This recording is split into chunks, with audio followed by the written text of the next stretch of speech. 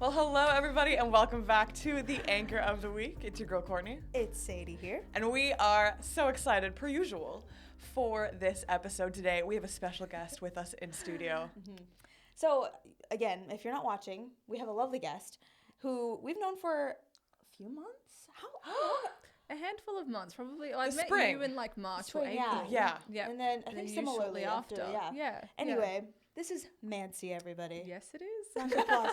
The studio audience, round of applause. Yeah.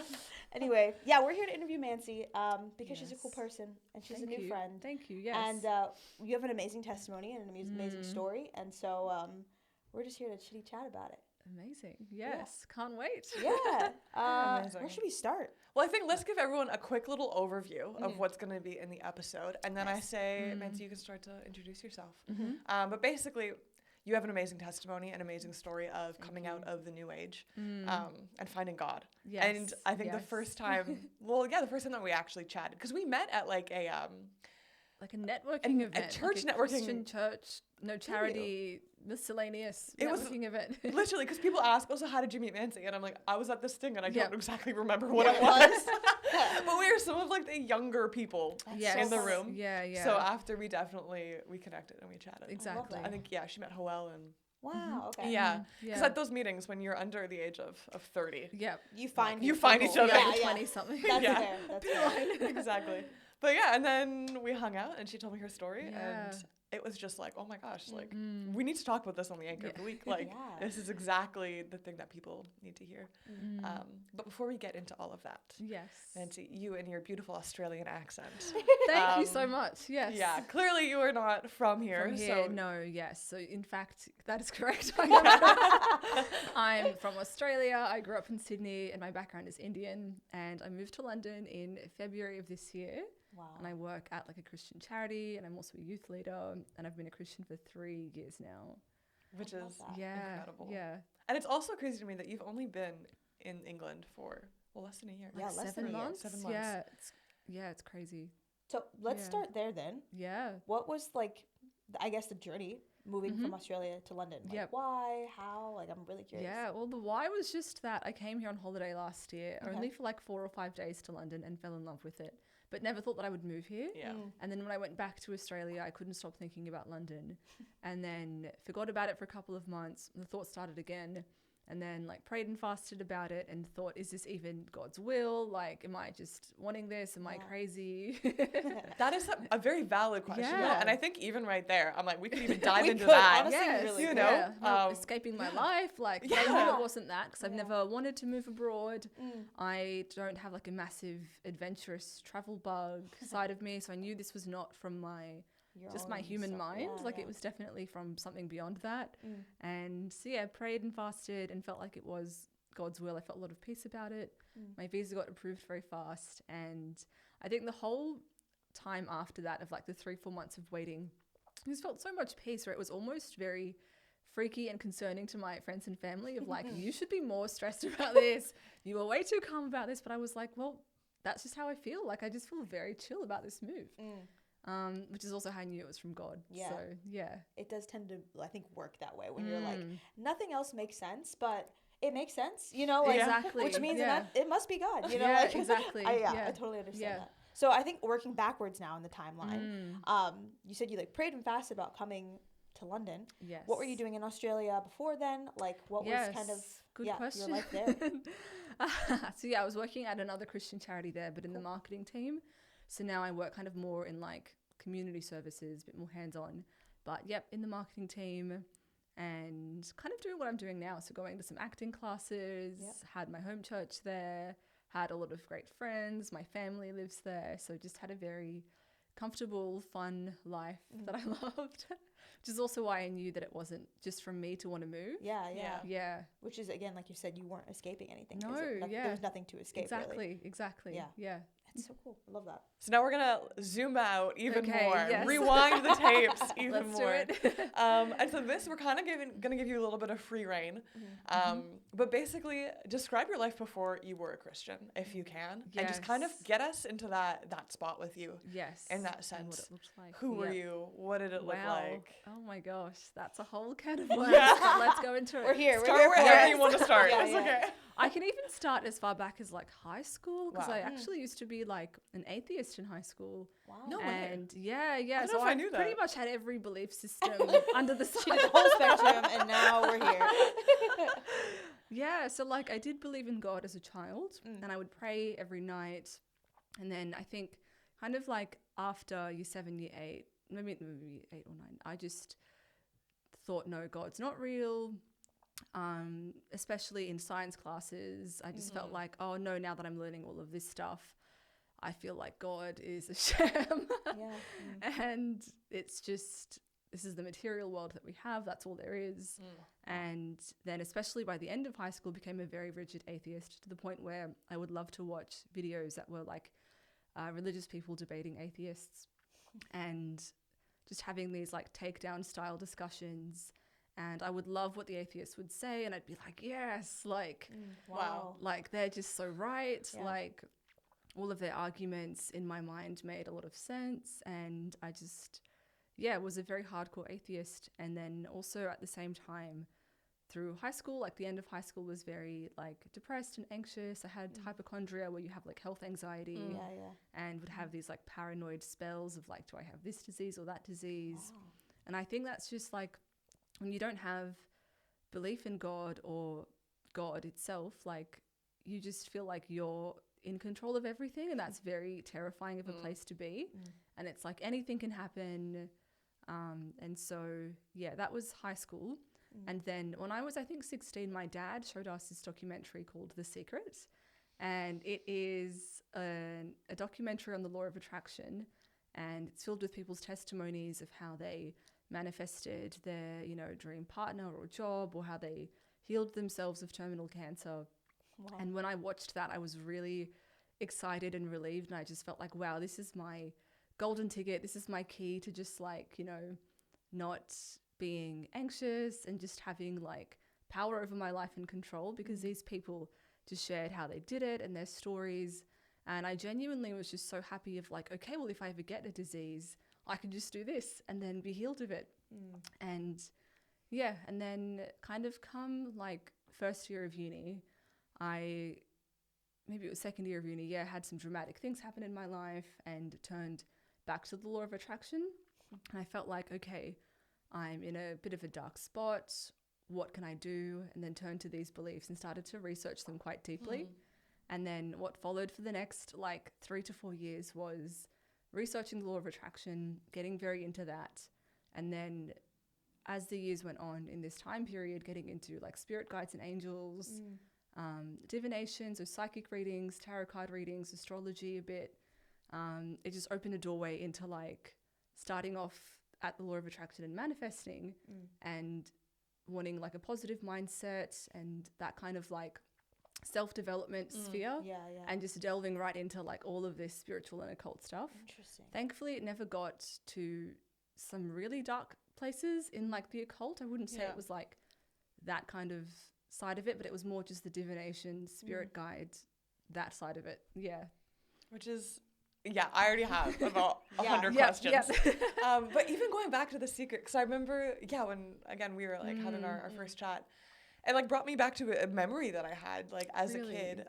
Like my parents took us to a different church in our city because they were doing a specific like series on like this book, like The Secret has come out. We need to learn what it is to be able to actually like, that's I don't amazing. know, like know what it is essentially, so that when like you have answers for people, you know. Right. And because the thing is, and I definitely want to like touch on this as you are now kind of with this new Christian worldview, because so many things in that book, or like people that believe in the law of attraction and those sorts of things, and they oftentimes like reference the Bible, or they'll take parts of the Bible to confirm this belief, you know. And I think I don't know if you can like speak into any of this kind of stuff. I know it's a very vague question, but I'm No, I think it's a really whatever. good question. Yeah, but like how do you even differentiate, you know, between like, okay, these are things in this book, The Secret. This is, you know, the Bible or my faith. Yeah. Sometimes it seems like they're so, you know, the line is blurred. Yes. As you said earlier, you know, and it's like, okay, speak life, you know, and the power of life and death is in the tongue. Yeah, they'll use that one a lot. Right? And you like, know, ask and you shall receive. Wow. And you are not receiving because you have not asked, that kind of thing. And so I think like my thoughts now, because you can't really deny these people's stories of like, okay, so this person had stage 4 cancer and she has supposedly self-healed and it's been like, it's vanished. How has that happened? And like, I don't know the answer for every person's individual story, but I would say that like God has given us a lot of ability to heal ourselves, even outside of him. There is power and life in the tongue, but you can't, like the enemy can still give you signs and wonders and miracles, but he can't give you love and peace and fulfillment. And so these people, regardless of whether they're receiving their miracles, you know, of like a new relationship or their dream career, whether it's a coincidence or themselves, or I guess like darker spiritual powers helping them, they're not feeling any sort of consistent peace. There's no long-lasting fulfillment or love or joy. And that's, I can go into that as well because that's what I felt. I never, you know, manifested like a car or anything. It would be smaller things, but it would always be highs and lows of like you're on a hook where it's always like, well, what's the next thing and what's the next thing? And I suppose like to get into this side of it, but like with the darker spiritual powers that you're unknowingly or knowingly kind of like communing with, they keep you on a leash so you can't actually feel that long-term happiness or joy. Not that you can outside of God anyway, but yeah, it keeps you coming back for more. And so that is kind of how these people are in this loop. And in terms of like the signs and wonders, I think, so like the darker spiritual powers and the enemy that can give you these sort of like short-term treats to make you think this is working, and to make you think this is real, but it's like at what cost? And also, there's no actual peace, there's no good fruit in terms of like character. And usually actually like, even if you say manifest a few of your dreams, usually these people's lives are still in disarray and chaos, generally speaking. Like they've got other relationships falling apart or other things are falling apart in their lives, or they've got other sort of sicknesses. Like it's never actually as rosy as it seems.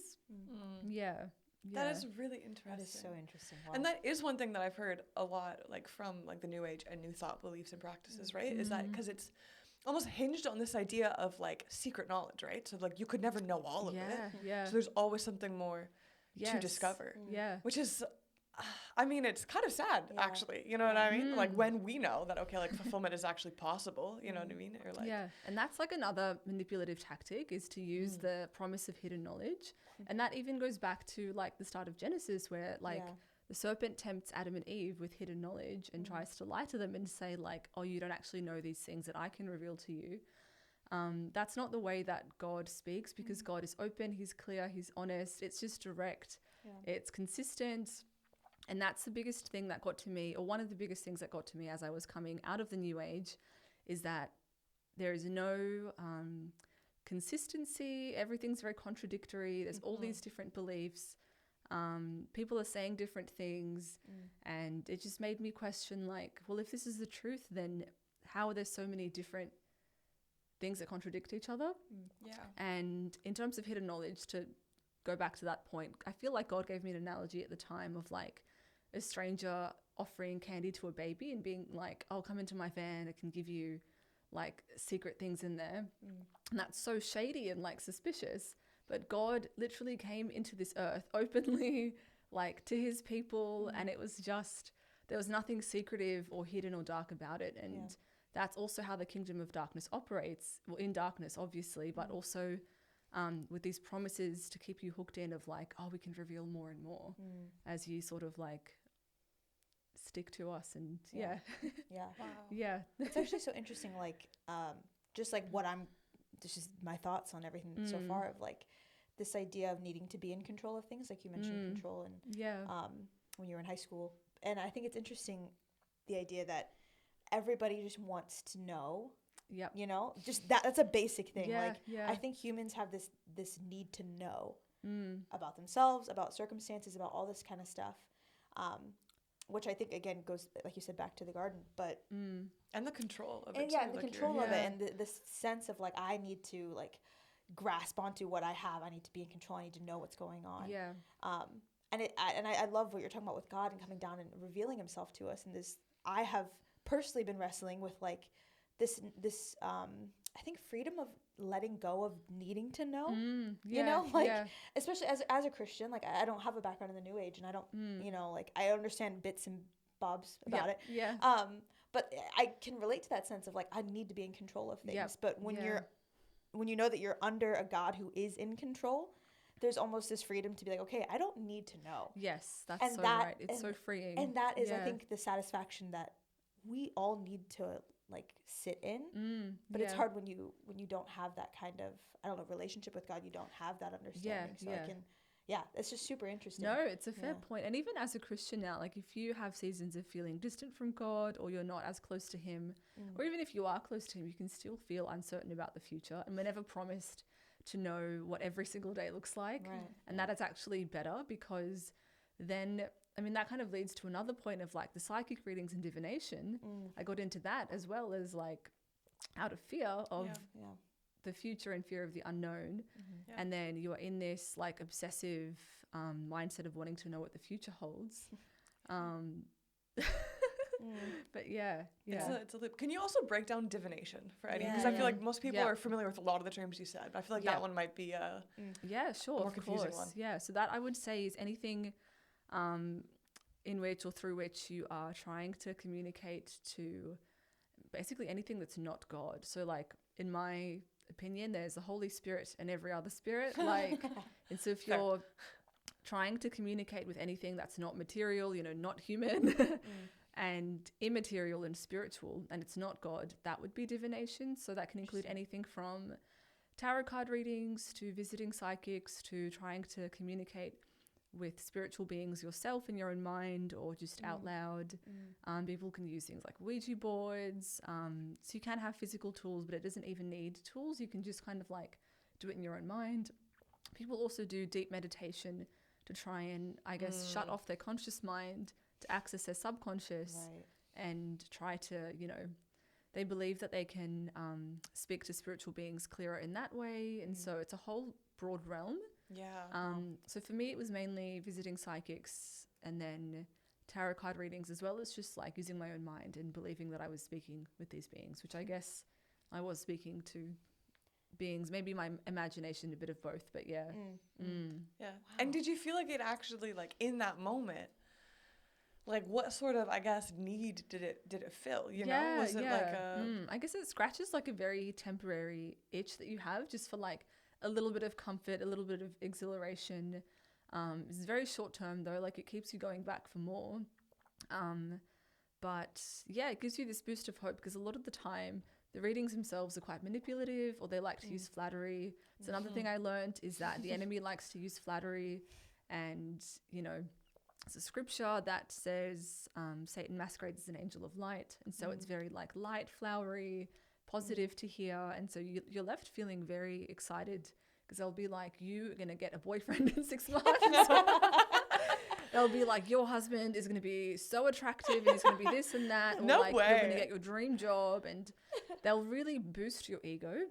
So they would always tell me, you're so special, like I see this like, you know, gifting over your life, and you're just like, there's such a light in you, and like they just, that's how they operate. And you're left feeling really good afterwards. Again, it's short term, and I wouldn't say it's necessarily very deeply fulfilling. It's just sort of like this surface level happiness for the short term. Okay, so then my question for that is though, like what happens when you come back after 6 months and you don't have a boyfriend? Is there any sort of... I actually think that is a big reason as to why it led me after the 4 years to just feel very disillusioned and to like reflect and look back on all of this time and what the fruit was that had come out of it, which was no fruit or no positive, long-lasting fruit. Yeah.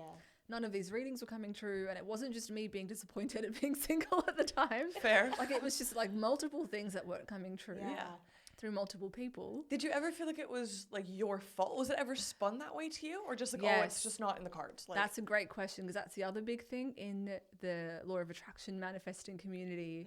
It is like, you have to learn so much, and they'll even bring in like pseudoscience and talk about quantum physics.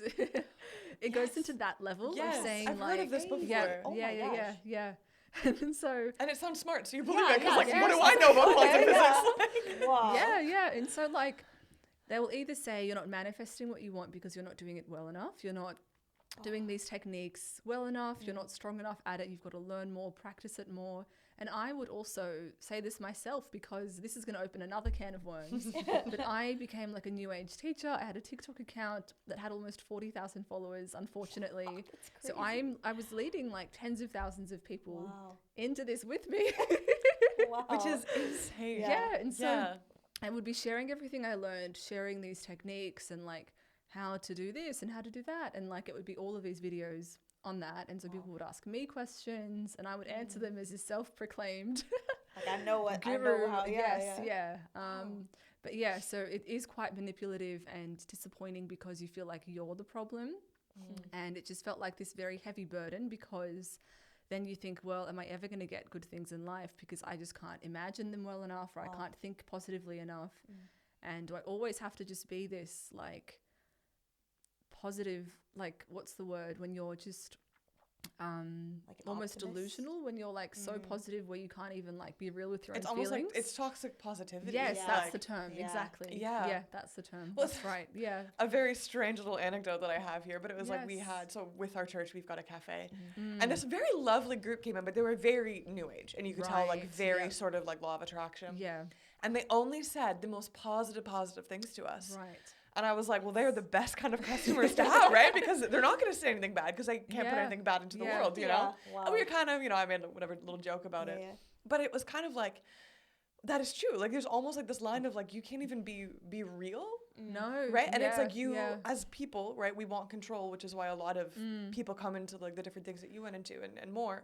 But then we realized that like, actually us trying to control our lives is the heaviest burden. Yes, absolutely. You know, that like, you can have. Yeah. And you just feel so bogged down, and like, it's just very toxic for people to think that their life problems are because of them.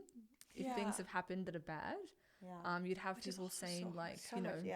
I've had this tragedy in my life. Is it my fault because I was not thinking positively enough?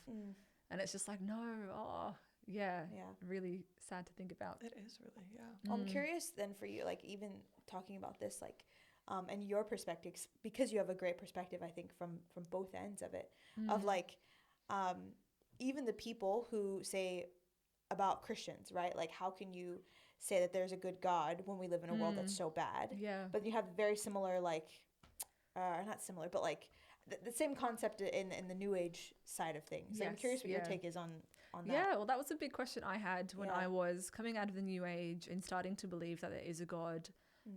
Just asking God, well, why is there so much suffering? And this is also at the time, or maybe shortly after, I started to read the Bible, and especially Noah's Ark and that story, I think really spoke to me in that, because God did try to end the world because there was so much evil and suffering. And then he promised, after he stopped that, to not do that again. And then he promised to not destroy the world until, I guess, like when it really is the end of the world. And so now he's just being patient with all of us and having so much mercy and keeping us alive, despite all of the crazy stuff that there is, in the chance and in the reality that all of these people do come to him, which they do. And then in terms of suffering, I also felt like God explained to me that there's kind of like a difference between suffering and evil. So you can have suffering in terms of like a breakup where it's not an evil thing, but it is very sad. And then there actually is evil where it's like a moral evil. And yeah, I don't think suffering is necessarily something that is bad to have in the world. It's very painful. And I guess eventually in heaven we'll have no suffering at all. But in terms of the evil, I guess that comes down to it being, in a lot of ways, the fault of humanity and the way that we act. And I remember someone telling me that, like, you know, for example, like world hunger, there's enough food in the world to solve world hunger like several times over. It's true with like the food waste that we have. And so that's kind of what I felt God speak to me. And then in terms of tragedies, like if there's a flood or if someone just passes away very early, things like that. I think we can't have all of the sort of like answers to that. And there's just an extent to which we have to go like, okay, this is just the world that we live in. God is still good. And So you mentioned, you know, you became a Christian during lockdown, which I think in and of itself is just a crazy story. So you mentioned as well of being kind of disillusioned with the new age or starting to actually like question like the fruit, you know, like is this actually adding anything of value to my life, you know? So if you can kind of talk us through, I think like how it happened. Yeah, exactly. Lockdown. Yeah, absolutely. So in Australia, at least in 2021, lockdown started, I think, like end of May or early June. Okay. And then it got lifted like end of October. And so, when it started, I was very much still in the new age, making my TikTok videos. Which is crazy. I know, like that's the extent that it was at. Like it wasn't just that I believed them, but I was like teaching them. So still making my videos, but as the weeks went on, getting quite disillusioned with the beliefs because of what was going on in the world. And none of the other new age teachers were talking about like, I guess just the injustices that were going on or like had any answers for just the fear and chaos that we had during COVID and lockdowns. And in terms of what they were saying, it was like, either don't focus on it, stay positive, you need to hold the light. That was a phrase that was used.